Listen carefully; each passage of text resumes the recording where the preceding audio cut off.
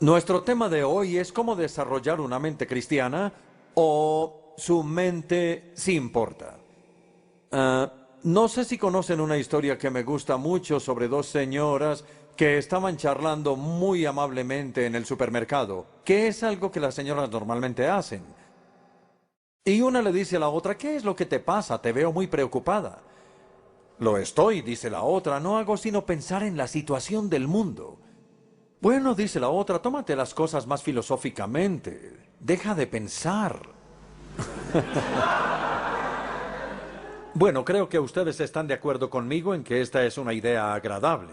Que la forma de ser menos, o mejor, más filosófico es pensando menos. Estas dos señoras estaban reflejando el estado moderno del antiintelectualismo. Uno podría decir que el mundo moderno ha dado a luz a las gemelas que se llaman falta de reflexión y falta de sentido. Y contra estas gemelas tenemos las Escrituras, y en especial 1 Corintios capítulo 14, versículo 20, que sorprendentemente comienza con esas mismas palabras, dejen de pensar, pero continúa, dejen de pensar como niños. Y Pablo distingue dos esferas diferentes y dice que en cuanto al mal uno debe ser tan inocente y tan ignorante como lo es un niño. Pero en el área del pensamiento hay que crecer y madurar, y de ello no hay duda. Pero obviamente la pregunta que está en nuestra cabeza es ¿por qué? ¿Por qué debemos usar nuestras mentes?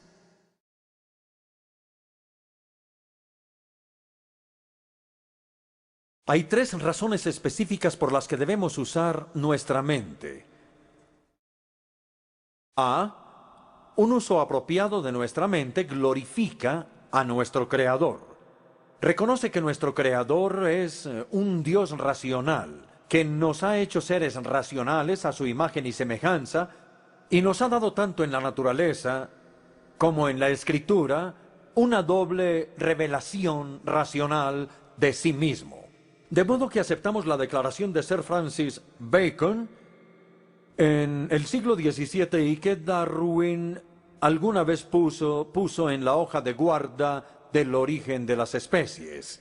Él dijo que Dios ha escrito dos libros y no uno. El libro de sus obras, que llamamos naturaleza, y el libro de sus palabras, que llamamos escritura. En el primero, la naturaleza, Dios ha revelado su gloria. Los cielos declaran la gloria de Dios y toda la tierra está llena de su gloria. Y podemos ver su gloria en el libro de sus obras. En el segundo, la Escritura no ha revelado su gloria, sino su gracia, el camino de la salvación a través de Jesucristo. Entonces hay un paralelo interesante entre la ciencia y la teología. La ciencia es un intento de los seres humanos por entender y sistematizar lo que Dios ha revelado en la naturaleza. La teología es un intento por entender y sistematizar lo que Dios ha revelado en la Escritura. Por tanto, ambas investigaciones son la revelación divina, son exploraciones de la mente de Dios, porque Él ha revelado su mente, tanto en la Escritura como en la naturaleza. Y de ambas, Johann Kepler, el astrónomo del siglo XVII, dijo: tanto en la Escritura como en la naturaleza, o en la teología y en la ciencia, pensamos los pensamientos de Dios después de Él. El estudio de la Biblia y el estudio de la naturaleza siempre van juntos.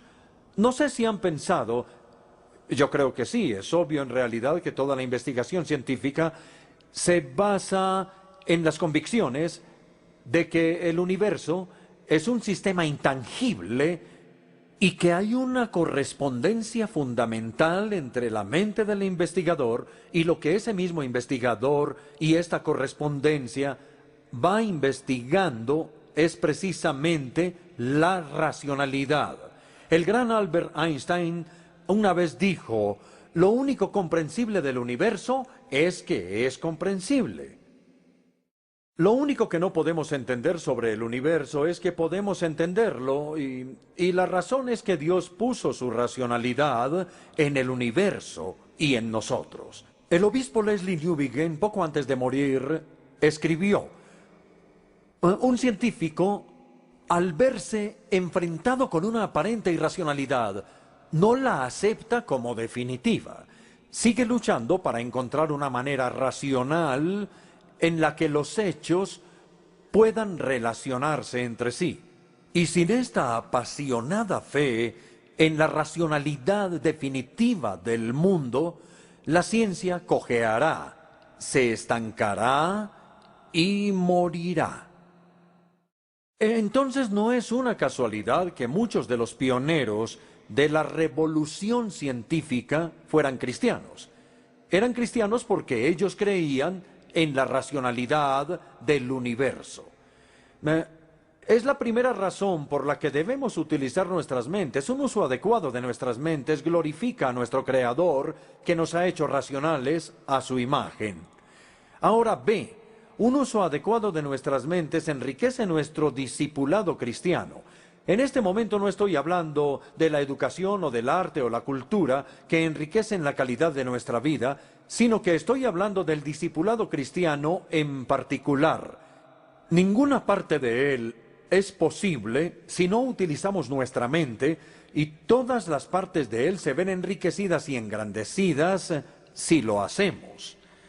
Entonces, si ustedes y yo queremos agradar a Jesucristo, nuestro Señor y Salvador, y si queremos progresar en nuestro peregrinaje cristiano, debemos utilizar nuestra mente, y si no lo hacemos, nos condenamos a un estancamiento espiritual e inclusive a una inmadurez perpetua.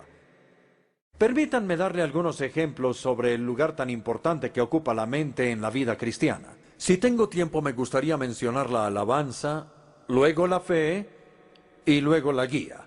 Primero la alabanza. Todo cristiano es un alabador. La alabanza a Dios es nuestra tarea más prominente. Pero no podemos alabar a Dios si no lo conocemos.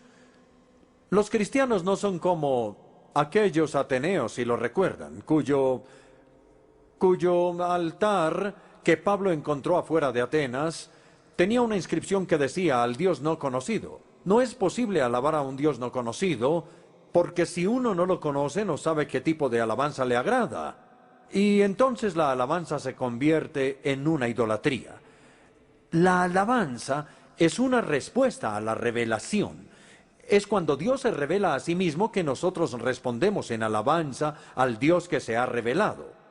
Y es por eso que leer y predicar la palabra de Dios, lejos de ser una intrusión ajena a la alabanza pública, es una parte integral e incluso indispensable de ella.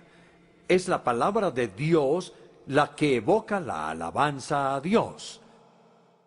Alabar a Dios, a mí me gusta esta definición que aparece en el Salmo 105, versículo 3, que dice que alabar es glorificarse en el santo nombre de Dios.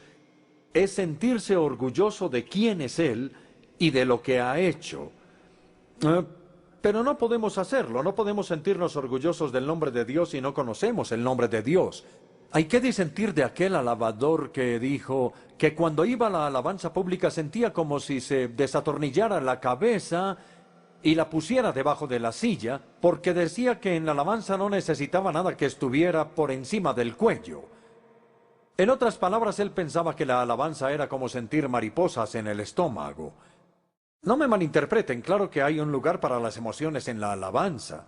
Y algunas veces, especialmente en la alabanza pública, sabemos lo que significa ser transportado más allá de nosotros mismos para alabar con los ángeles y los arcángeles y con toda la compañía del cielo. Bien, vamos a pasar ahora a la alabanza de la fe. A mí me sorprende la cantidad de cristianos que creen que la fe y la razón son dos cosas incompatibles. Estos dos elementos nunca están el uno contra el otro a manera de antítesis. Ustedes pueden buscar en la Biblia de comienzo a fin y nunca encontrarán que la fe y la razón estén puestas a manera de antítesis. Entonces, ¿qué es la fe? Dicho sea de paso, sí hay una antítesis entre caminar por fe y caminar por vista. Hay un contraste entre la fe y la vista, pero no entre la fe y la razón. Entonces, ¿qué es la fe? La fe no es sinónimo de credulidad, no es sinónimo de superstición. No es lo que ese crítico contra todo lo sobrenatural en Estados Unidos, llamado H.L. Mencken, llamó una creencia ilógica en la ocurrencia de lo improbable. Bueno, es divertido, es hasta inteligente si quieren, pero no es exacto. Ese no es el significado de la fe. La fe es una confianza racional. El Salmo 9, versículo 10, dice: en ti confían los que conocen tu nombre. Pero ellos confían porque conocen. Es la razón la que está en la base de la fe. De modo que mientras más reflexionamos sobre Dios, sobre su naturaleza, sobre su pacto, sobre sus promesas, más fe tenemos, porque nos damos cuenta de que Él sí es confiable. Confiamos en Él porque es confiable. Bien, ya hablamos del lugar que tiene la razón en la fe y en la alabanza. Ahora vamos a la guía en tercer lugar.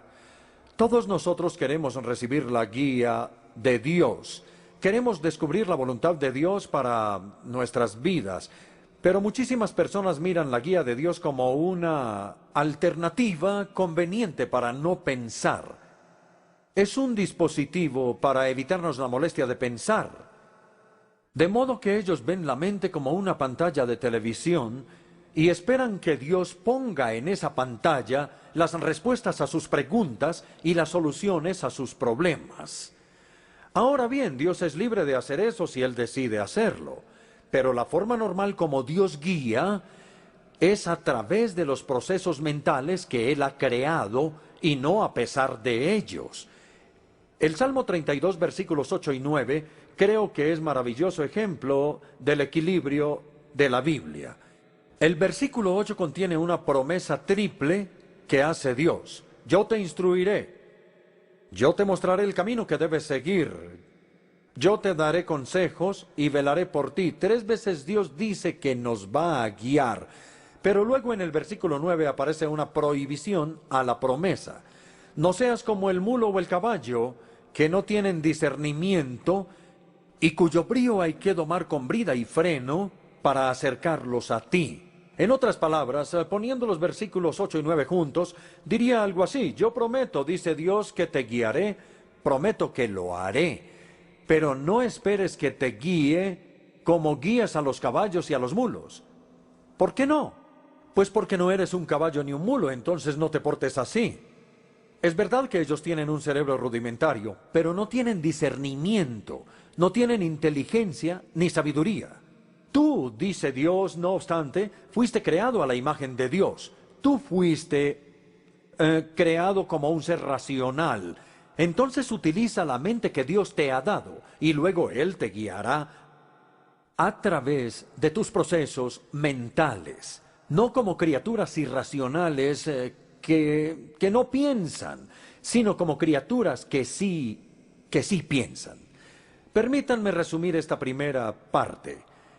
En la alabanza, en la fe y en la guía, de hecho en todo aspecto del discípulo cristiano, tenemos que utilizar la mente que Dios nos ha dado. Y nuestro progreso se verá gravemente obstaculizado si no lo hacemos, pero se verá increíblemente facilitado si lo hacemos. La importancia de la mente. Hasta ahora hemos visto que un uso apropiado de la mente glorifica a Dios y nos enriquece. Ahora, en tercer lugar, fortalece nuestro testimonio evangelístico. Yo creo que una de las razones principales por las que las personas dudan en aceptar el Evangelio hoy en día no es porque lo perciban como algo falso, sino porque lo perciben como algo trivial. Ahora bien, por supuesto, está bien simplificar el Evangelio y sería muy tonto complicarlo. Pero está mal trivializarlo porque sucede que las personas creen que no es lo suficientemente importante para el mundo complicado en el que vivimos. Los apóstoles de Jesús cometieron ese error en su evangelismo. Por el contrario, ellos no temían utilizar sus mentes ni desarrollar argumentos en la evangelización. En su ministerio, la apologética y el evangelismo iban de la mano. Entonces Pablo definió su ministerio en 5 palabras. En 2 Corintios 5:11 tratamos de persuadir a todos. Pero uno no puede persuadir a las personas si no desarrolla argumentos. Persuadir es utilizar argumentos para convencer a las personas. Hay que aclarar que Pablo confiaba en el Espíritu Santo y solo el Espíritu Santo puede llevar a la gente a tener fe en Jesús. Pero el Espíritu Santo que hace eso es un espíritu de verdad. Él nos lleva a la fe en Jesús, no a pesar de la evidencia, sino por la evidencia, cuando abre nuestra mente para entenderla. Entonces me pregunto si nosotros podríamos decir de nuestro evangelismo lo que Pablo le dijo al procurador Festo. No estoy loco, excelentísimo Festo. Lo que digo es cierto y sensato. Tenemos que poder decir lo mismo de nuestro evangelismo. El mejor ejemplo, en mi opinión, se dio en Éfeso, la capital de la provincia romana de Asia. Leemos sobre esto en Hechos 19. Primero, el apóstol proclamó a Cristo en la sinagoga, pero cuando fue expulsado de ella, alquiló una segunda sala de conferencias, conocida como la Escuela de Tirano. Y se nos cuenta que por 2 años, todos los días, desde la hora 5 hasta la hora 10, eso dicen algunos manuscritos, eso sería desde las 11 de la mañana hasta las 4 de la tarde, cuando la mayoría de los efesios hacían la siesta. Durante ese periodo Pablo hablaba del Evangelio. Vi en una conferencia diaria de 5 horas, 6 días a la semana, durante 2 años. Eso da un total de 3.120 horas de argumentar el Evangelio. Y no me sorprende que Lucas diga en el siguiente versículo que toda Asia escuchó la palabra del Señor. Como ven, todo el mundo venía a Éfeso durante alguna época del año, quizá como diríamos actualmente, a hacer las compras de Navidad, o para visitar la famosa biblioteca, o para ir al templo de Diana. Había muchas razones para ir a Éfeso y mientras estaban allá, tenían la oportunidad de escuchar una conferencia cristiana de Pablo. Él daba 5 horas de conferencia todos los días, no solo la horita que me dan a mí esta noche, ¿verdad?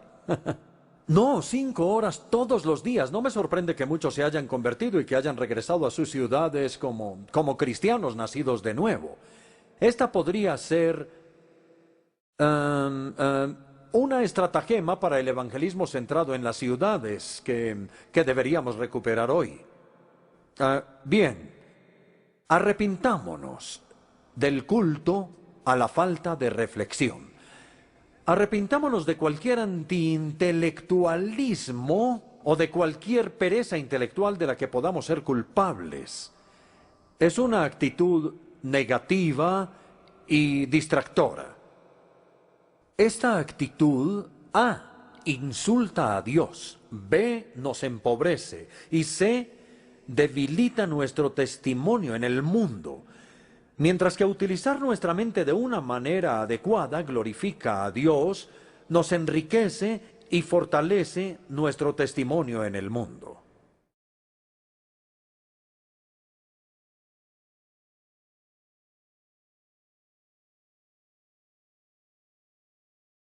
Ahora pasamos de la importancia de nuestra mente en términos generales al desarrollo de una mente cristiana en particular. ¿Qué es una mente cristiana? Bien, gracias por preguntar. Bueno, voy a empezar aclarando lo que no es una mente cristiana. Una mente cristiana no es una mente que piense en temas específicamente cristianos o específicamente religiosos. No es una mente que piensa incluso los temas más seculares de una manera cristiana, desde una perspectiva cristiana. Nuevamente, una mente cristiana no es una mente que está preocupada por iglesias, capillas o himnos y libros de oración, y Biblias y obispos y otros objetos religiosos. La mente religiosa es una mente que busca la voluntad de Dios en relación con todo, con nuestro hogar y nuestro trabajo, con nuestra comunidad de ciudadanía, con la política y la economía, con la desigualdad económica del norte y el sur, con el empleo, con el ambiente, con los derechos humanos y bueno, así podría continuar. Cuando la mente reflexiona en todos estos temas seculares, es una mente cristiana. Y fue Barry Blamires, un teólogo anglicano, quien hace algunos años, si no inventó la frase la mente cristiana, sí logró popularizarla en un libro del mismo título, La mente cristiana, publicado en 1963 y el que recomiendo. Una de las mejores maneras de entender cómo funciona la mente cristiana es verla funcionar dentro del marco de la historia bíblica. La Biblia ve la historia no tanto en términos del levantamiento y la caída de dinastías, de imperios y civilizaciones, como lo hacen los libros de historia seculares, sino más bien en términos de los 4 grandes eventos de la historia, pasados, presentes y futuros, y las 4 épocas que introducen. Es decir, 1, la creación; 2, la caída; 3, la redención; y 4, la consumación. Cuando Cristo regrese, vamos a mirarlos. A, la creación. Algo fundamental para la mente cristiana es la convicción de que Dios hizo todo de la nada. Así es, Dios hizo el todo de la nada. Es decir, cuando Él empezó el proceso creativo, nada existía aparte de Él. Solo Dios es eterno. Además, sin importar cuál fue el molde de la creación, todavía se puede debatir mucho sobre eso. El clímax del proceso creativo fueron el hombre y la mujer creados a la imagen de Dios. Al ser humano se le dio la mayordomía sobre el ambiente, se le dotó con facultades racionales, morales, sociales y espirituales que lo distinguen de los animales, y sobre todo fue creado para tener relaciones, fue creado para el amor. Encontramos nuestra plenitud en Dios, en los unos con los otros y en nuestro trabajo, y Dios dijo que todo lo que Él había creado era bueno. Punto. A, la caída. B, discúlpenme, la creación. A, B, la caída. Adán y Eva, que fueron creados para tener una comunión de amor con Dios, escucharon las mentiras de Satanás en vez de escuchar la verdad de Dios y se rebelaron contra su autoridad. Y en consecuencia todas las relaciones se torcieron. La relación entre ellos dos, se culparon el uno al otro. La relación con la buena tierra, que fue maldecida por ellos mismos. Y la relación sobre todo con Dios, quien los expulsó del jardín del Edén. Entonces la tragedia suprema de la condición humana actual es que los seres humanos creados por Dios, a semejanza de Dios y para Dios, no debieron haber intentado vivir sus vidas sin Dios. Y todo nuestro sentido de alienación, desorientación y de soledad se debe a esta ruptura de nuestras relaciones por causa del pecado.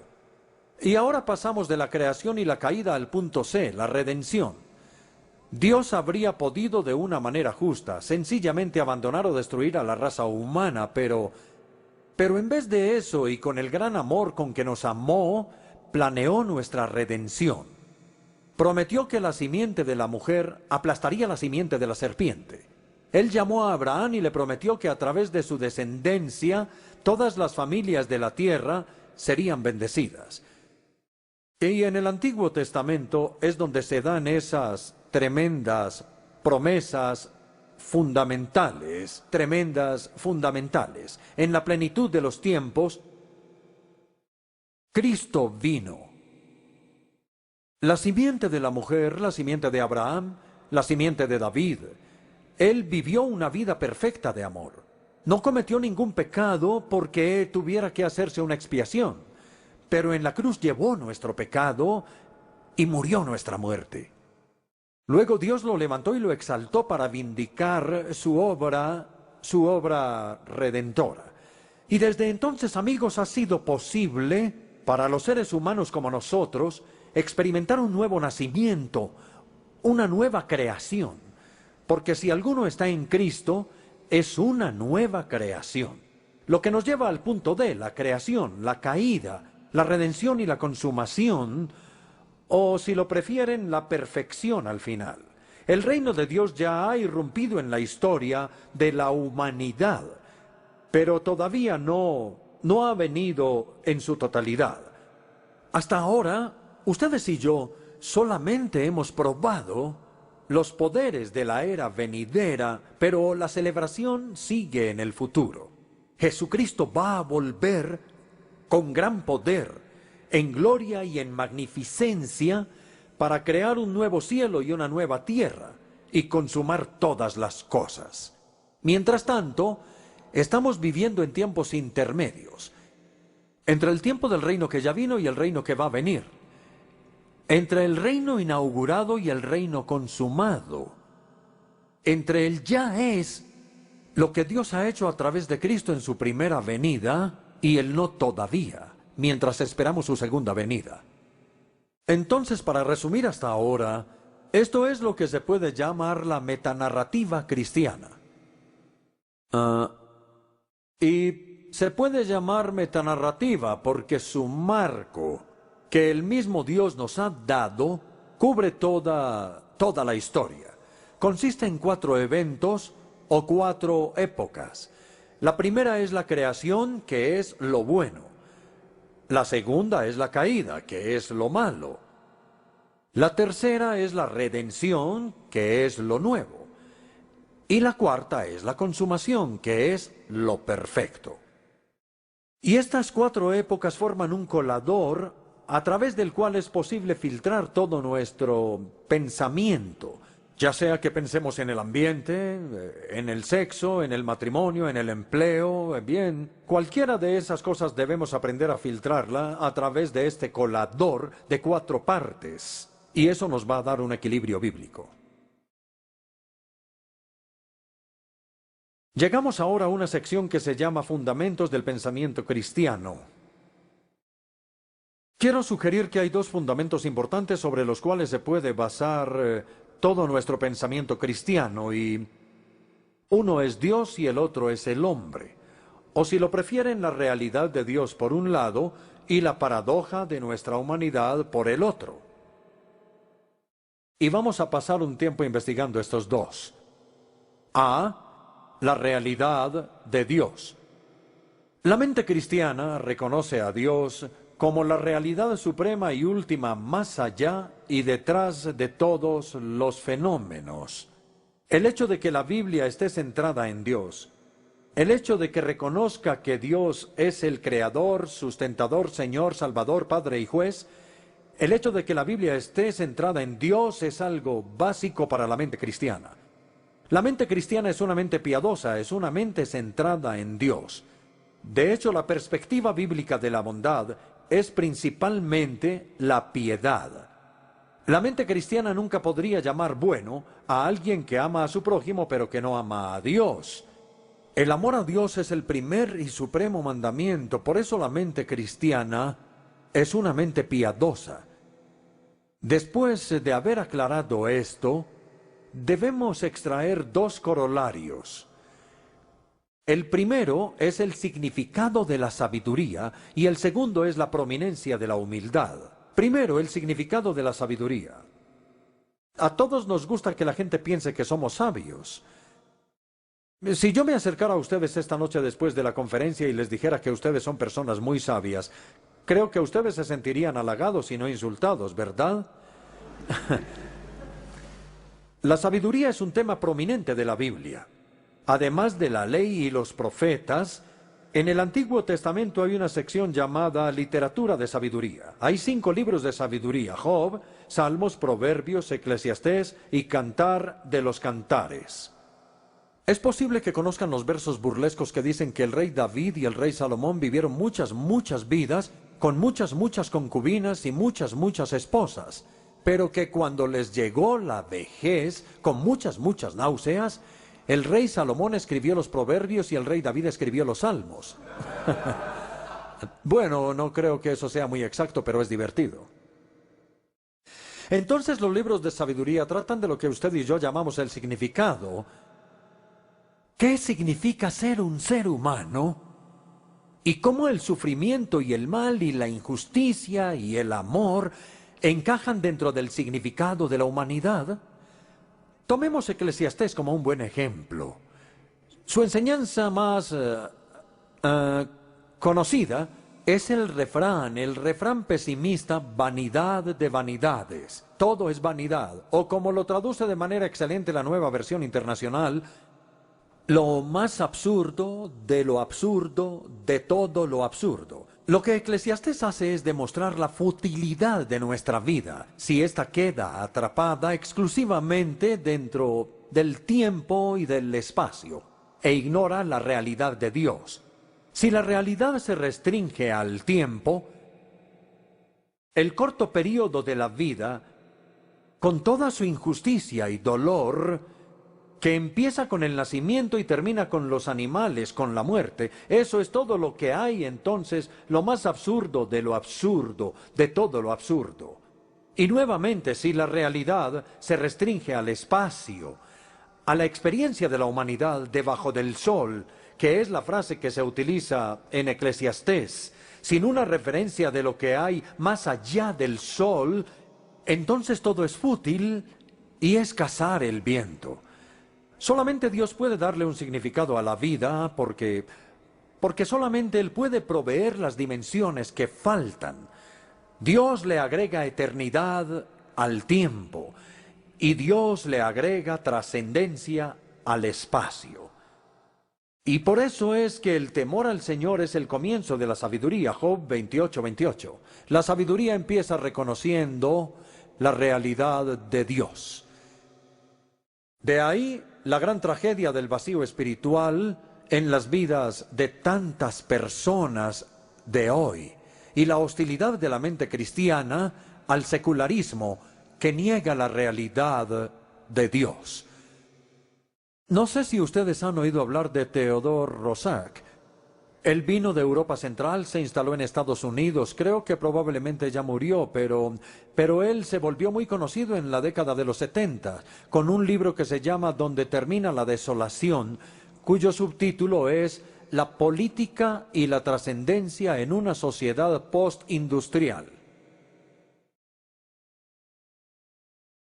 Esta es una exposición del materialismo y del vacío del materialismo. Theodore Roszak lamenta lo que él llama la colonización del mundo. Es una frase estupenda. Sufrimos lo que dice él de una claustrofobia psíquica dentro de la perspectiva científica del mundo en la que el espíritu humano no puede respirar.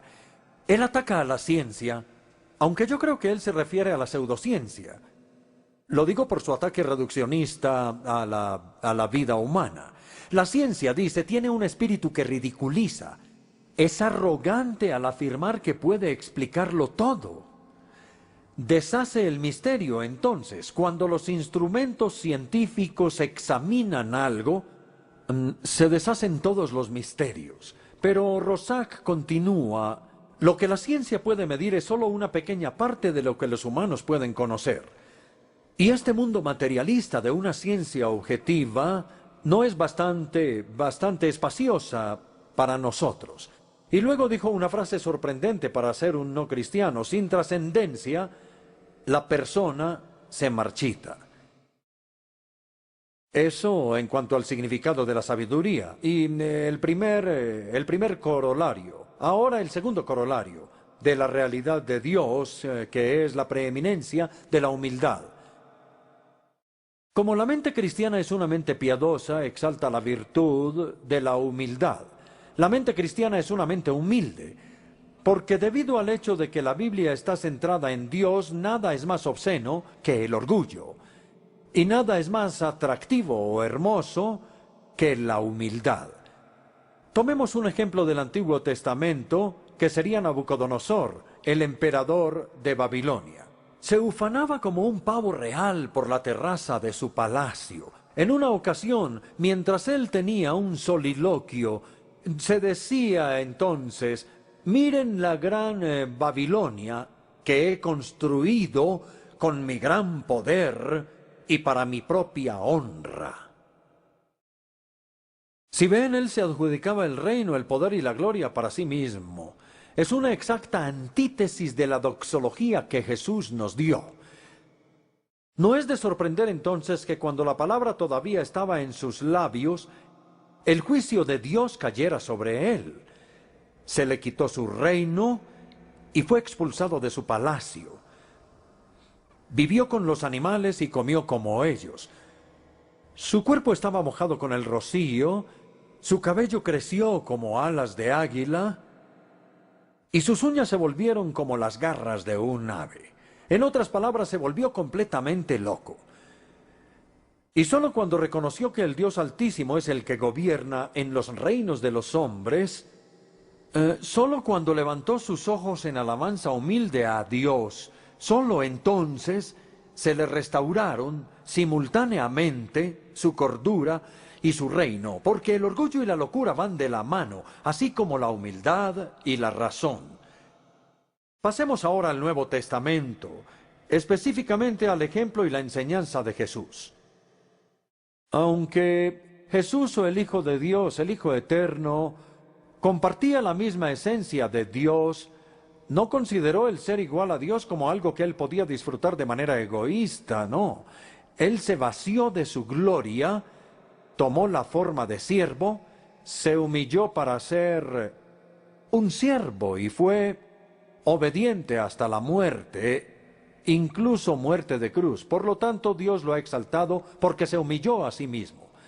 Y luego varias veces en el ministerio público de Jesús tomó a un niño y les dijo a los discípulos: si ustedes quieren ser grandes, deben humillarse exactamente como un niño.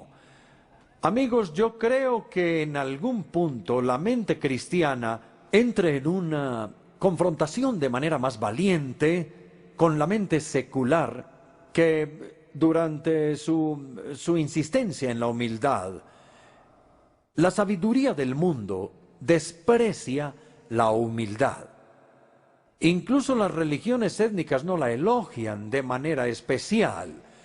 La cultura occidental ha aceptado más de lo que se da cuenta la poderosa filosofía de aquel filósofo alemán Nietzsche, Federico Nietzsche. Nietzsche soñó con que un día surgiera lo que él llamó una raza gobernante, una raza dominante. El ideal de Nietzsche, el Übermensch, el superhombre, mientras que el ideal de Jesús era un niño. Y no hay posibilidad de que estos dos modelos puedan unirse, no. Tenemos que elegir.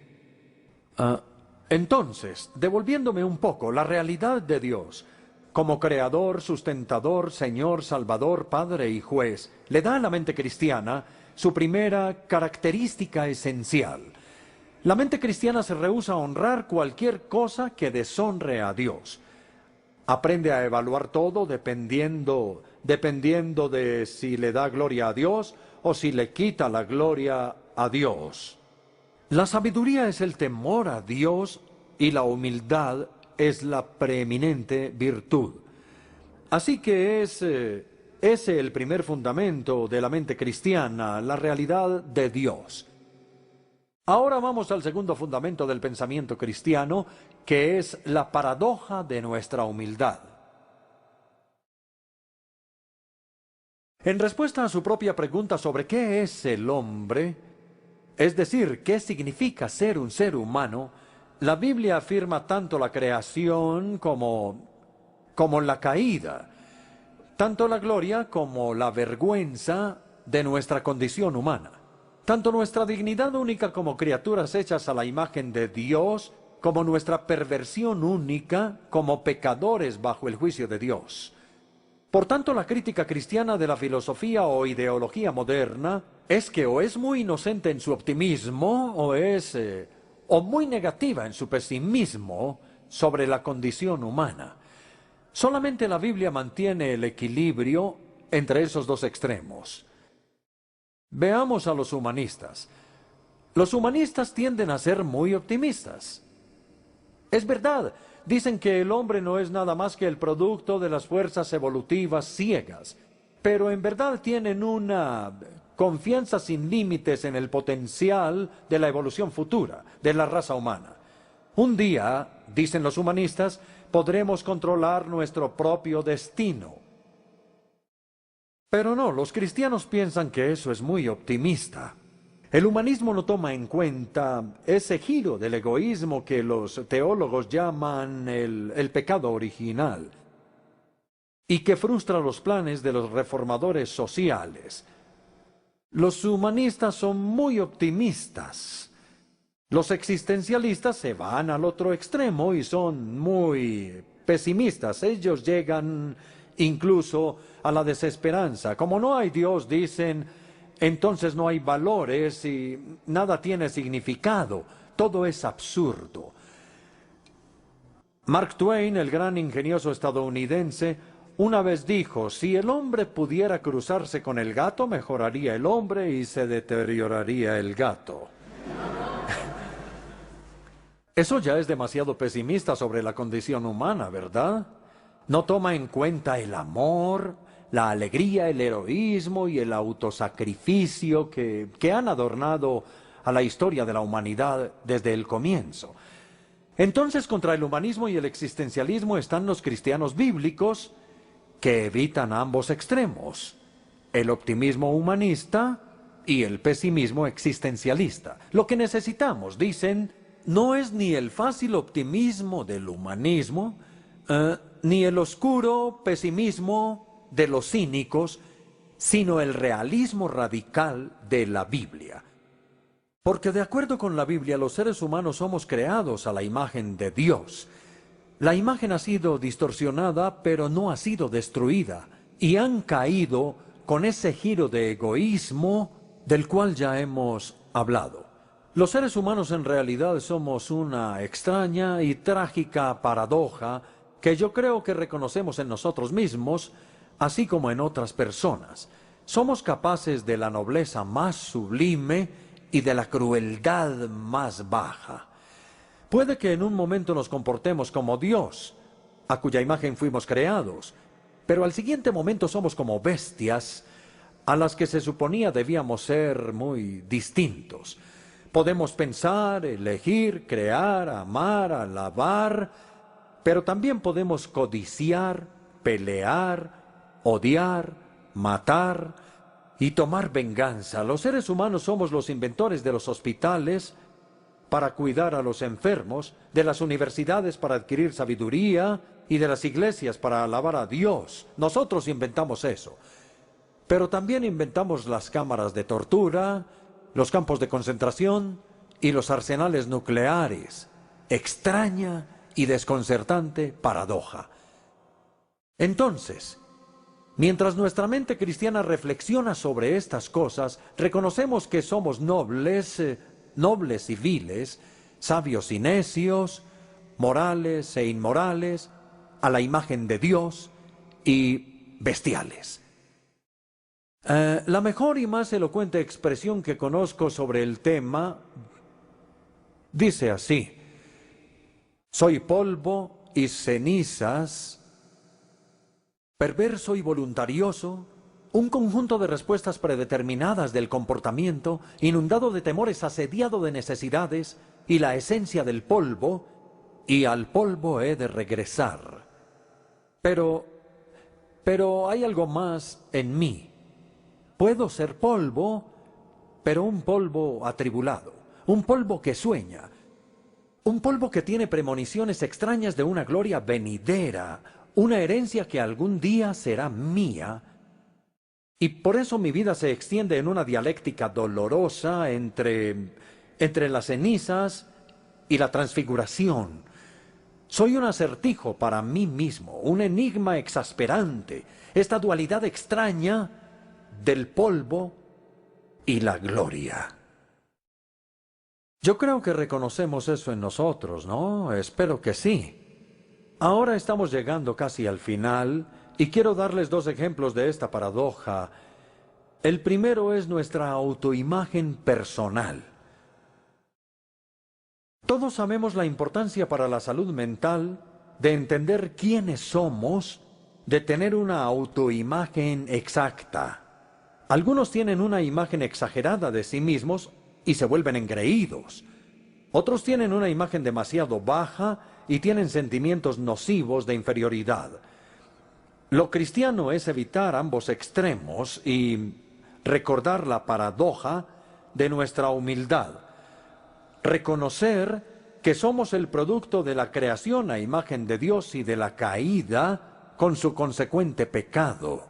Debemos afirmar una verdadera imagen de lo que somos en lo que es la creación y negar la falsa imagen de lo que somos por la caída, voluntariosos, egocéntricos, agresivos y el resto. Así que si queremos desarrollar una autoimagen equilibrada, debemos recordar la creación y la caída, la dignidad y la perversión, la gloria y la vergüenza. ¿Sí ven lo equilibrada que es la Biblia en este asunto? El segundo ejemplo es de la política, específicamente el proceso democrático. La democracia es la forma más segura de gobierno que se ha inventado, y los cristianos dirán que la razón de esto es que refleja la paradoja de la humildad. Por un lado, la democracia toma la creación en serio, nuestra dignidad. Se rehúsa a gobernar sin nuestra autorización, nos da una parte en el proceso de la toma de decisiones, nos trata como adultos responsables porque reconoce nuestra dignidad como seres humanos. Pero por otro lado también se toma en serio la caída, la perversión, que somos pecadores bajo el juicio de Dios. Se rehúsa a concentrar el poder en las manos de unos pocos porque sabe que eso no es seguro y descentraliza el poder. La esencia de la democracia es descentralizar el poder, y descentralizar el poder protege a los gobernantes contra su propia locura. Voy a citar a Reinhold Niebuhr, teólogo ético de Nueva York, que dijo hace unos años: la capacidad del hombre para hacer justicia es lo que hace posible la democracia. La inclinación del hombre hacia la injusticia es lo que hace necesaria la democracia. Vamos a decir un par de cosas a manera de conclusión. ¿Cómo debemos desarrollar una mente cristiana? Puede ser que estemos convencidos, si es que no lo estábamos ya, de que necesitamos tener una mente cristiana. ¿Cómo desarrollar una mente cristiana? Bueno, debo decir que no hay una manera sencilla o fácil de hacerlo, no la hay. Siempre está el esfuerzo del estudio y en especial la disciplina de escuchar doblemente. Escuchar doblemente quiere decir escuchar por un lado la palabra de Dios, no de manera superficial sino profunda, buscando absorber la enseñanza. Y la segunda parte de este escuchar doblemente es escuchar las voces del mundo moderno, es decir, sus lamentos de alienación, sus gritos de ira, el tamaño y el crecimiento de su dolor. Ahora bien, por supuesto, no escuchamos la palabra de Dios y al mundo con el mismo grado de respeto. Escuchamos la palabra de Dios porque es la palabra de Dios y deseamos aprender y creer y obedecer. No escuchamos las voces del mundo moderno con el mismo grado de respeto. Queremos escucharlas para entender al mundo moderno, no necesariamente para obedecer o creerles. Porque solo cuando hemos escuchado ambas voces, las voces de la palabra de Dios y las voces del mundo moderno, seremos capaces de aplicar la palabra al mundo con fidelidad y sensatez. Ahora una advertencia. El Instituto de Londres de Cristianismo Contemporáneo, como suelo decirles a los estudiantes, no está en el negocio de criar renacuajos. Ustedes saben lo que son los renacuajos, son la larva acuática de las ranas y los sapos. Y estos renacuajos son criaturas con una cabeza inmensa, pero casi nada más. Una cola extraña, quizá, pero sin cuerpo. Bueno, yo conozco a muchos cristianos renacuajos, es decir, cristianos cuya cabeza está abultada con una buena teología bíblica, pero eso es todo lo que tienen. No, nosotros queremos desarrollar no solo una mente cristiana, sino un corazón cristiano, un espíritu cristiano, una conciencia cristiana y de hecho una persona cristiana que esté integrada bajo el señorío de Jesús. Y esto es especialmente cierto en el área de la responsabilidad social. No solo debemos pensar claramente, sino también sentir profundamente, como lo hace Jesús. ¿Recuerdan cuando Él estaba parado ahí, frente a la tumba de Lázaro? La Biblia dice que Él lloró, y también dice que resolló. Eso es lo que significa la palabra griega con indignación. Entonces, Él expresó su indignación frente a la muerte, que no era parte del propósito original de Dios para el mundo, y expresa su compasión por las víctimas, especialmente por Marta y María. Entonces, que Dios nos libre del frío análisis de la justicia social, si no va acompañado de una determinación clara por cambiarla. Voy a terminar con una pequeña historia de Chaim Potok. La verdad, no sé si la conocen, es un distinguido escritor judío contemporáneo nuestro. Él escribió una novela llamada El elegido. Esta novela fue también llevada al cine. El elegido es la historia de la amistad entre dos jóvenes. Uno de ellos, Dani, es el hijo de un rabino judío. Y Saunders, el rabino, nos sorprende porque él nunca le habla a su hijo Dani, sino solo cuando le enseña el Talmud. Aparte de eso, entre él y su hijo no hay sino un extraño silencio. Y no es sino hasta el final de la película y del libro, cuando el misterio se explica. El rabino Saunders dice que Dios lo bendijo con un hijo brillante, un joven con una joya como mente. Y cuando Dani solo tenía 4 años, su padre lo había visto leer un libro y sintió temor, porque él se lo devoró. El libro. Es decir, uno pensaría que él estaba orgulloso de que su hijo devorara un libro a la edad de 4 años. Pero el problema era que se trataba de un libro sobre los sufrimientos de los judíos, y Dani no mostraba sentimientos por los sufrimientos, sino que disfrutaba el libro. No había alma en su hijo de 4 años, era solo su mente. Eran una mente y un cuerpo, pero sin alma. Entonces el rabino Saunders le dijo a Dios: ¿qué me has hecho? ¿Necesito acaso una mente como esta para mi hijo? ¿Necesito un corazón para mi hijo? ¿Necesito un alma para mi hijo? Compasión, rectitud, misericordia, fortaleza para sufrir, para el dolor. Eso es lo que quiero para mi hijo, no una mente sin alma. Entonces, el rabino Saunders siguió una antigua tradición jasídica y crió a su hijo en silencio. Pero luego dijo: en el silencio que había entre nosotros, Dani empezó a escuchar al mundo llorar.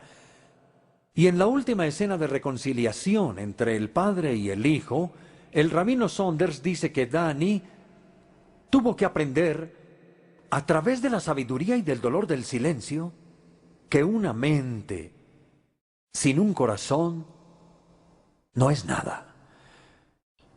Que Dios nos dé a ambos mente cristiana para pensar y corazón cristiano para sentir.